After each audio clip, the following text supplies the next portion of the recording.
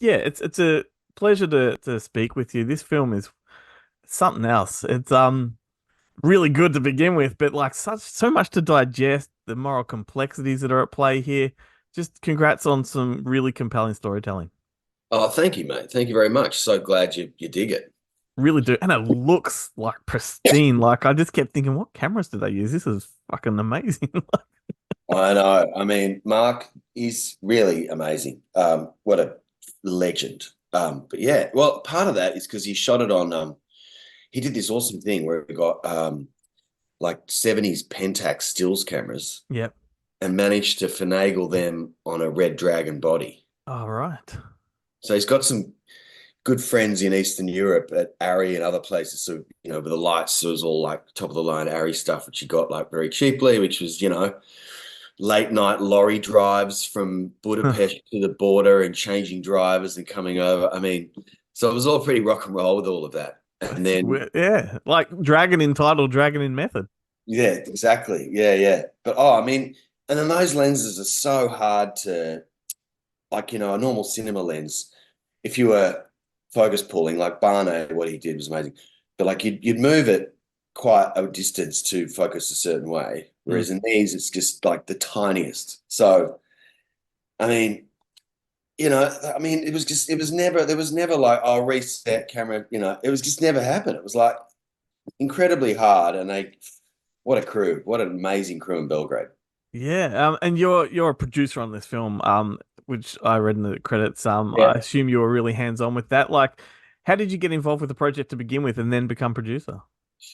Well, it was Alistair, the director, Alistair Newton Brown. He and I met in Sydney. I was back here for a while looking after my mum, and he we'd been put in touch with each other, Mhm. and so we just sort of were both, ambitious, trying to, get things off the ground, ideas what we were doing, and then sort of one day, after a while of, I mean, I guess it was courting each other in the end, but it was just a friendship forming, Yeah. and over coffee and old motorbikes, I suppose, and films. So we just thought, well, why don't we do something together? And we just sort of he proposed this idea, and I thought, oh well, there's a way we can do this. We can do it in Serbia. We can make it look, more expensive than we'd have to sort of get the money to pay. And we sort of thought, well, let's just do it ourselves. We're both, felt a little bit like outsidery in a way. He'd just come back from Dubai, from working there as a teacher for many years, and I'd come back from the States, and it was like, I don't know, it was just like that. Felt like it was an old school Aussie vibe, like getting together and making Mad Max One, sort of thing. So in the way it felt to us, I imagine that's how fun that was to make. But so that's sort of how it started, and in earnest, like, oh, he had Mark, his old best friend, who was living in Belgrade at the time, and had been in Eastern Europe for like 14 years. And he had this crew, and he was like, come here, like, let's do something. They'd always want to do something together. And on a, what sort of outside, from the outside could seem a big gamble. It was like, yeah, well, it was an all in thing. And, Mm. and, and we went for it. And then, like, and obviously we're really thrilled with the result and really stoked that people like you love it and want to talk about it. Yeah, absolutely. And shooting in Serbia, were you familiar with the country beforehand, and how did they feel about this story being told, over there? Yeah, well, absolutely not. I had no, apart from knowing people who are like descendants of Balkan people, I was sort of, I was looking at it, reading all this stuff, researching a lot, and going, I don't understand these people, or where they, where their points of view come from. So I went over. I went over and sort of did a recce for sort of 10 days. Had some friends of friends who were actors in Croatia, in Zagreb, and then went to Belgrade and met some people that sort of Alistair and Mark put me in touch with, and started getting a feel for it, Mm. and then getting a sense of their warmth. Like they do, they can feel abrupt at first on the outside, and they're just, but really so warm, and really think about it too. Like, yeah, I mean, like you said, when you go, usually Western films come to Belgrade, and they come there just because it's cheap. It's not. It's Europe, but it's not Euro. It's not Europe actually. It's not EU. So they're like, oh, we can do this thing here. Let's just make it feel like, it's just nondescript Eastern European city Hmm. where, like, I don't know, someone's daughter gets abducted and let's go shoot everyone and get them back. Yeah, Taken 4 or something like that. Yeah, exactly. Yeah. Something like that. So like when when the when the cast and crew approach saying, no, we're actually shooting Belgrade for Belgrade, initially they're like, what? Yeah. No one ever does that. And then you tell them, then they start reading the script and they're like, oh, really? You know. So I mean, a lot of that was done by Alistair to his credit, and like going over first, um and people got really won over by his enthusiasm and really decided that they had something that they wanted to tell in this, as far as Mhm. cast concerned, and crew who were very loyal to Mark. Like some of them were only going to be on for a little bit, like the steady cam operator. Yeah.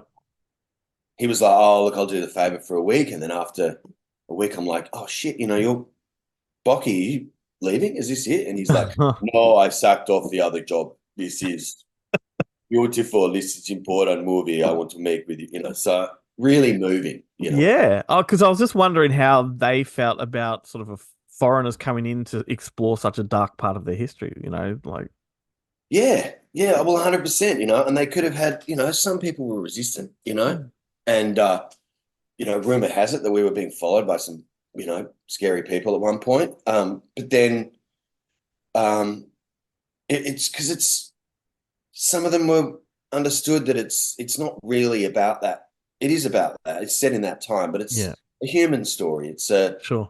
It's how someone deals with loss, how someone deals with an urge for vengeance, how someone can do the most horrendous things on the planet and then starts actually doing good, and at which point can that possibly click over? Yeah, absolutely. And that's the crux of the film, that moral complexity. Like, you're thinking to yourself, well, that character's clearly gone too far, but is your character going to go too far? Like, it's a real minefield of just contemplation for the viewer to put themselves in that position, and what Oh, would you great. I do? love that.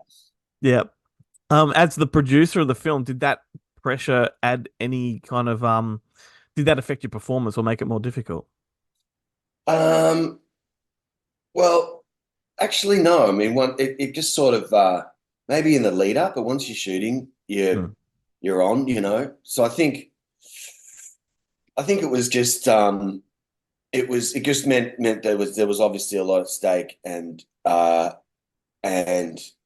it was I felt very free once I Yeah. was on set, and I had plenty to do because I'm in most of it. So it's like, oh, just get through this day, and then things.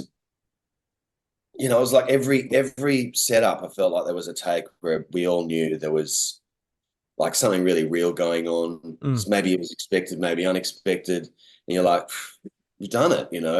Yeah. Great, moving on. So it just sort of felt like it was a joy to sort of finish each day, go find this little local bar that was near my little flat, and go and sit there with the next day's scenes and go, okay, and then remember what happened today and go, okay, so it all sort of feeds on itself. Sure, sure. It's a long way of saying yes and no. Such a dark story. I mean, right out of the gates, like your character, has to do something pretty bloody awful. Was there much levity on the set in between takes? Oh, yeah. I mean, good question. I think levity or just support, Yeah. you know? Like that day, obviously we shot that at the end because I had to shave my head and I had to be young. So I knew that was always going to be it. And I also knew that is really the starting point for which the whole story comes off. If that doesn't work, and it's in the script, it's like you don't see any of the faces, you don't see any of the human toll, but you got to see it on David Locke's face. So it was like, well, okay. And then you get there and you start doing it, and there was like real support. Well, I mean, by the time we did that, because we shot it in two parts, and this was in the middle of COVID, and it was the height of summer, but we're shooting winter, and um, it was just hot. So, Yeah. so like, just it would be like after a take, the lead grip, pair it all with just grab an apple box, throw me down on it, stick um, a Lucky Strike red in my mouth and light it before I could, have any. And it was like, well, I didn't really need that, but like just the warmth of that was really amazing. So I think that like it was it was like a sincerity of like you're doing the right thing, keep doing what you're doing. We're going to do it. You need to Yeah. support you, and I mean, which kind of makes me well up when I think about how wonderful that was. Oh, that's amazing. What about the language itself? Like, you have a few moments in the film where you speak Serbian. Is that what we call it? Serbian? Is that the Yeah, language? I mean, Serbo-Croatian, Bosnian. I mean, it's sort of like Yeah. it's pretty similar language they'll share. Yeah, I mean, it's really hard to learn, but I did my best to learn that, and Yeah. had like a tutor online, and so. But they have these great expressions, like in different, like one thing they always say is at the end of a statement when they go for a long-winded thing of explaining it, and then when they don't want to explain it anymore, they just say "toyeto," which just means that's it. It's like, and it can be a short thing, it can be a long thing. Like I don't, and they'll even use English and then hit "toyeto" because there isn't a word in English which Yep. works. Yeah. It'll be like, I don't know, you sit here, you drink the coffee, you have a rag, yeah, "toyeto." Yeah. Just done.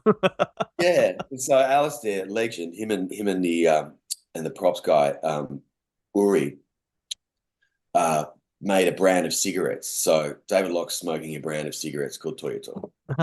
Amazing. Yeah. I guess it's more for like, people over there to judge, but like from my point of view, you nailed the language. Like particularly there's a scene where your character David meets Jovan in a therapy session. That's the Yeah. first sort of face to face. That was a fantastic scene. Like that to me really put me in the film. So yeah, Oh, great. I think you pulled the language off well. Well, thank you. I mean, the great part is that they're really not backward in coming forward. So it's actually Focus Paula Barnett just became my language coach just by me doing a take, and they go and cut, and he go no, and he'd say like this, dobro jutro, and I go dobro jutro, and he go again, and then he's like, okay, rolling, and everyone's like, who's running this shit? And I was like, no, fair enough. It's all right, And the guy that played Jovan, like I couldn't believe I was seeing him on screen. That's I'm gonna butcher his name. Is it Slobodian Bestic? Slobodan Vestic. Slobodan Bestic. The guy from a Serbian film, like the other Yeah. villain. Wow. What a presence he has on screen. How did you get him in the cast? Was he on your list or did you audition? Uh, Alistair sort of did a lot of the initial casting before I got there. Hmm. And then, God, he did such a great job with his cast. But Slobo was really interested in doing. Slobo doesn't do. I think he did the Serbian movie um, because he wanted to, Mm, because he does a lot of theater. He doesn't need to do screen. He's like a really well known across the whole Balkans, not just Serbia. And he thought that was an important film for him to show a metaphor from his point of view of his place. yep. And Yep. in this, he chose again to wanting to do it because he felt it was important. And I think having someone like that I mean, I only met him like the day before we were shooting because he was Mm, opening a play at the National Theatre. So, I mean, I mean, as you say, what a presence, and what a guy to play against, and yeah. just us trying to beat each other. And we sort of understood early that, the characters really aren't that dissimilar. Their actions, sure, in their Yeah. past, but their attitudes. So if, yeah, having someone like him feel like it was this important thing to tell really assuaged any thought that I might have had about God, we're Australians coming in here telling these people about their Yeah. history. And Yeah. it's like, no, we're not. Like we're presenting something, and then they're really doing that, Yeah. Good which point. yeah, which kind of gave me a lot of strength because it was like, oh, this is really important to them. Like I want to do whatever I can to help tell their story of their country, Yeah, sure. the story I want to tell. Yeah, and as an actor, he has this really amazing ability to switch between sort of bad guy, good guy. Like, but when he's bad, he's really bad. When he's good, he's like lovable. It's just such a presence he's got. Yeah, yeah, yeah, yeah. And it's sort of like, hang on, is he being benevolent here or is he not? Yeah, Yeah, great. yeah. Like it's Awesome. I'm gonna wrap it up in a minute, but I yeah, want to pick your brain about just some general stuff. But before I do, I just want to say one of the things I found so refreshing in this film. One line in there that's really, really struck a chord with me. It's when your character's asking the cop if it's the same guy in the photo, and the other guy just says to him, "Give the man a straight answer." All right. yeah, That line was so valuable to me because I feel in today's world, so many people skirt around questions and don't give straight answers. And when you sort of called that out in the film, I'm like, thank God someone's saying it. right, right, right. Yeah. Yeah. Oh, cool. So it's amazing the little things you take from movies, but that really like resonated with me because I get frustrated at people not answering questions. Fair enough. But yeah, no, before we wrap up, Have I I like done a to good job of answering yours? Oh, you've done a great job, mate. Yes, no problems here. But I like to always sort of end with asking what people's downtime movies are. When you're in your downtime between projects or whatever, what kind of movies are you gravitated towards? Oh, well, look, I was actually just scrolling through something the other day, and Ronan came on, and I was like, "Yep, That's a good one. all right, I'm gonna watch that for the 600th time." Yep, Yeah, some of the best chases ever. yeah, yeah. I mean, and Jean Reno and De Niro in the same. Yeah, I mean, awesome. yeah, stuff like that. I don't know, all kinds. I mean, this year I got really excited about the about a lot of the films up for awards. So this year's been great Yeah. Have any because stood out for you? yeah, I mean, many in many ways. My girlfriend like adored Poor Things. I liked it a lot. I Hmm. thought Maestro totally blew me away, Yep. especially as the movie goes on. 'Cause I think Bradley Cooper's such an exquisite director. Yep. Um, and I mean, but I even loved Boys in the Boat. Like I went and How saw. good was that? Yeah, I that don't know, surprised me. Yeah, so good. really simple storytelling. I was there going, wow, you're making rowing really exciting. That's I was right. in the theater like crying, going, come on, boys. It was just And they put so, spectators on a train. I never knew that was a thing. yes, I know. I know, isn't that wild? Yeah, They're expensive seats on the Hudson River. that's right. Yeah. Awesome stuff. Cool. Well, hey, you've made a great film. I hope everybody that hasn't heard of it that's listening to this interview goes and checks it out. But Yeah, today's the yeah, release date, so I'm so excited. yeah, bloody oath. So yeah, congrats on a great film and thank you for chatting, mate. Oh, mate, it's been a real joy talking to you. Thank you. Mr. Locke, I was hoping for a moment of your time, sir. If you want an interview, get in line. You know the rules. I'm not here for an interview, sir. I represent Mr. Emir Ibrahimovic.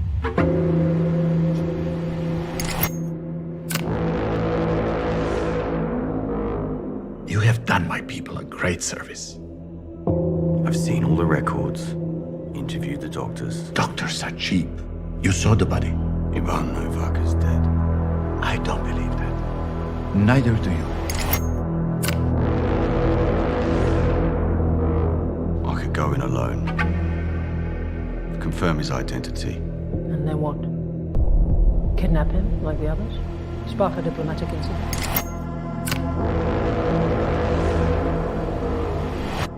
Dozvolite da vam predstavim našeg osnivača, doktora Jovana Petrovića.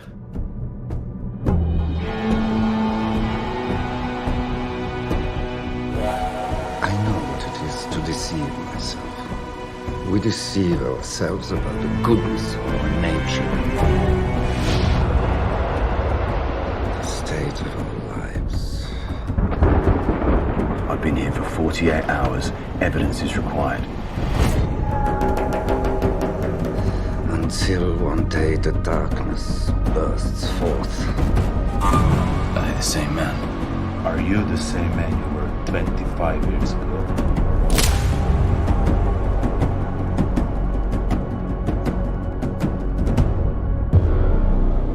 Acknowledge that, and you've made the first step.